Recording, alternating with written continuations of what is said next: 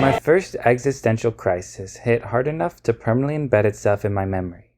I was sitting in class, learning general animal facts, when I was hit with a bombshell. Lions are endangered, and worse yet, one day they may go extinct. Extinction as a concept had yet to click for me. Dinosaurs were extinct, everyone knows that. But dinosaurs have always been extinct for as long as I've been alive. Not much to miss there. Lions are different. They are very much not extinct. I had seen them in the zoo. I had watched videos about them, mostly in class as that was what passed for a science curriculum. Growing up, I also had a picture encyclopedia of animals, gifted to me on my birthday. I realized there could be a day when they remove lions from future encyclopedias, when there really isn't even a single one left on the entire planet. It's also, in that moment, when I began to realize just how different every person's experiences in life could be. There could come a time when nobody even knows what lions are anymore, when they've been gone for so long that if you went up to someone and said, "My favorite animal is a lion," they would just look at you weird.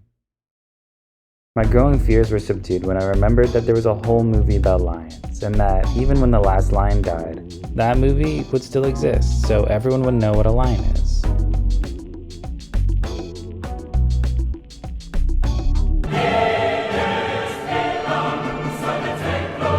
Ernest Hemingway is credited with the line, "Every man has two deaths, when he is buried in the ground and the last time someone mentions his name." That's certainly a scary thing to think about, that hanging threat of things just ending and the harsh certainty of the situation. I look to the second death as a sort of solace over the first one. It's comforting to realize we can keep our loved ones alive in our memories. We can accomplish goals they would have wanted us to, or create tributes to permanently tie them to the world we live in. The stories, behaviors, and beliefs of the people we care about are imprinted on us, and every action and choice we make is in a small part made by them. It's comforting to know we will all receive that same treatment. We will all live on as part of the people we surround ourselves with.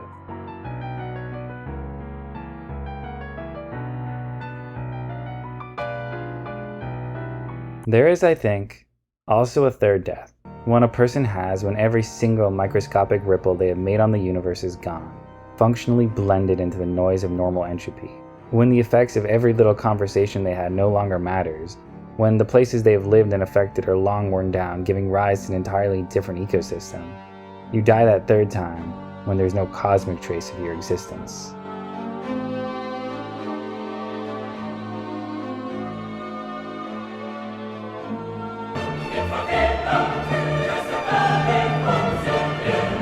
Is it so bad if I want to fight back against death?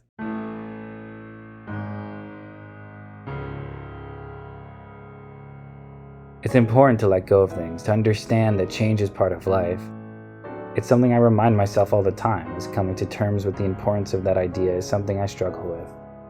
No matter how much I've been told, how much I repeat the philosophy in my head trying to make it stick, I don't want to lay back and succumb to the entropy of things. It's not human in nature to stand aside and let the world tell us how things need to be. I want to fight back by making art. I want my ideas and beliefs to be out there in the world. I want people to consume them and make them their own, but it's not just about me. I want to live thousands of lives through the perspectives of artists all over the world. I want those ideas and beliefs to be part of me too. I want to preserve the people who came before me, postpone that third death by letting their passion and talent guide how I create my own works. In that way, they will live on, long after their second death, influencing me until I influence someone else, and so on and so on. I might live thousands of years into the future when art looks nothing like how it looks now and everything I've created no longer exists, but that chain of influence, no matter how small, that still exists. We live in a time where the largest works of art created by masses of talented people for thousands of years of work hours are controlled by corporations. They do not share my values and the importance of art. Instead, they profit off the human desire to consume it. And how much can I complain, really? I enjoy the art they have created. There were times when a good movie or show was what kept me going through more difficult parts of my life. Times when I only got up to listen to the same song over and over until I felt good enough to be productive. Art made under corporate control is still art after all. What scares me is that more and more often, corporations are realizing there is profit in burying, burning, or deleting media and art that was made by hundreds of people. Years of work discarded for the sole purpose of maximizing quarterly earnings. I look at video games, now packaged with more and more aggressive DRM solutions, and I wonder how anyone could play them 100 years from now. You couldn't just store a video game on a drive somewhere and keep it safe for a century for the future to play. Not without the certification servers and the third-party software needed to make it run. This is the era of lost media, not because we don't have the art, but because it's hidden behind encryption, obfuscation, and expanding copyright legislation. We have callously forgotten the importance of beauty, not just digitally, but also out in the world we live in. Our national parks are shrinking and our oceans are dying. I live on the edge of a city, with an endless light show from a large casino blazing into the night sky. There is no real nighttime here. The sky is always a dull blue, and when you look up at night, you are lucky if you can spot a single star. I find myself wondering, how long before the stars die? Not physically, but how long until they disappear from the night sky? I was so lucky to get to visit the Grand Canyon when I was younger. At night, it's so dark you can't see your hands or the ground around you. The only thing visible is the belt of the Milky Way carving across the night sky, burning a soft purple through the atmosphere. You can feel the contrasting beauty of that night sky, with the delicate pinpricks of light, unfathomably bright, yet dulled by incomprehensible distances. In moments like those, how can you not fall in love with that balance of danger and beauty?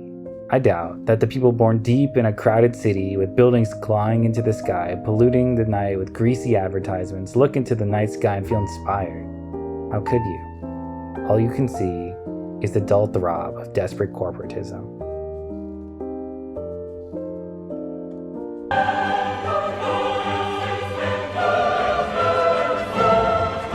The reality is, humanity as a species will die someday.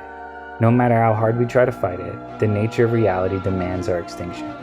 And yet, somehow, in the face of that crushing truth, I am not bothered. That's the beauty of art, of having a night sky.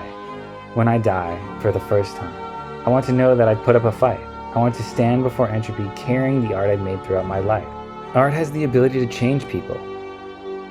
Millions of people will live after you're gone, each affected by your art. They may never know the source material, but they'll know the art that was inspired by inspirations of your work. Knowing that if I can create art that helps people, or entertains them, or makes someone's day even for a second, then when that first and second death finally come, I will go knowing I have left a positive impact on the world. A positive impact that in the long term of the universe will be meaningless. And yet, I get to know that at one point, for the shortest time, there was something beautiful.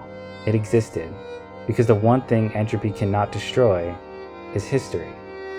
And that beauty will live eternally in the past. I want to know I fought for a world where people feel inspired, where they can consume and enjoy the countless experiences created by billions and billions of people. I want to go knowing that I fought for the future sky to be full of stars. Even if it's just for a while.